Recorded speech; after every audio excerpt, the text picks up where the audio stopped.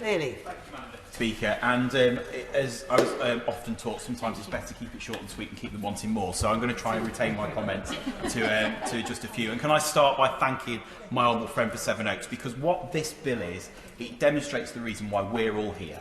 And that's to make sure that we protect some of the most vulnerable in our society, and we make sure that we protect those that need our help.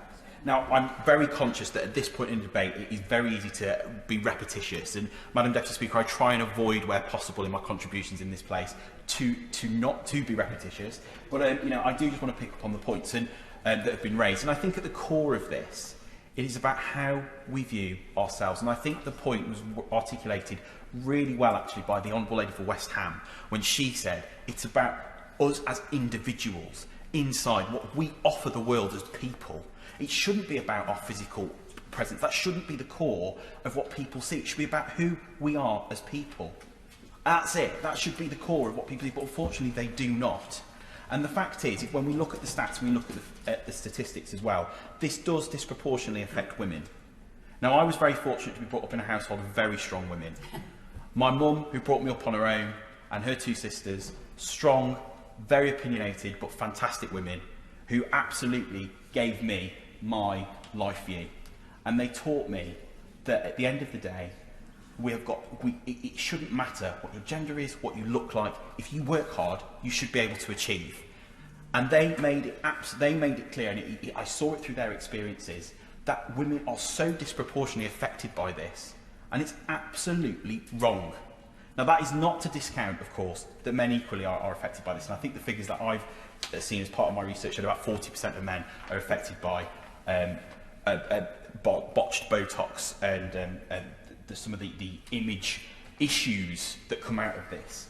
But what I would say is that we've absolutely got to make sure that we get this right. And I think what this bill does is it fills such an obvious gap, Madam Deputy Speaker. Why on earth, I believe my honourable friend for Bosworth articulated, but I may be wrong, why on earth this isn't already here is beyond my comprehension. So, Madam Deputy Speaker, this isn't a controversial bill at all. It is a common sense bill that fills a gap that should have been filled years ago. And its core, as many honourable and right honourable members have articulated today in this place, it is about ensuring that we keep people safe. It's about ensuring that we regulate a £2.75 billion industry. It's about making sure that young people are, as I say, protected, that they aren't pressured because of the results of what they see on TV. And we've talked about that through many fantastic and well-articulated contributions from honourable and right honourable members today. But what I would say, acutely conscious that other members want to get in, so I will round up my comments now, is simply this. I think there are many more issues that have got to be dealt with that are slightly outside of the purview of this bill.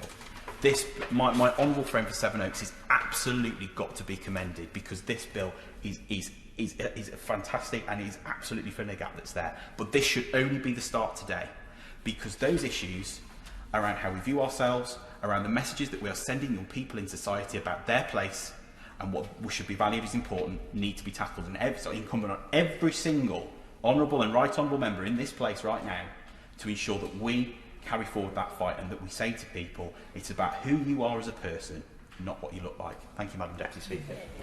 Mike Wood.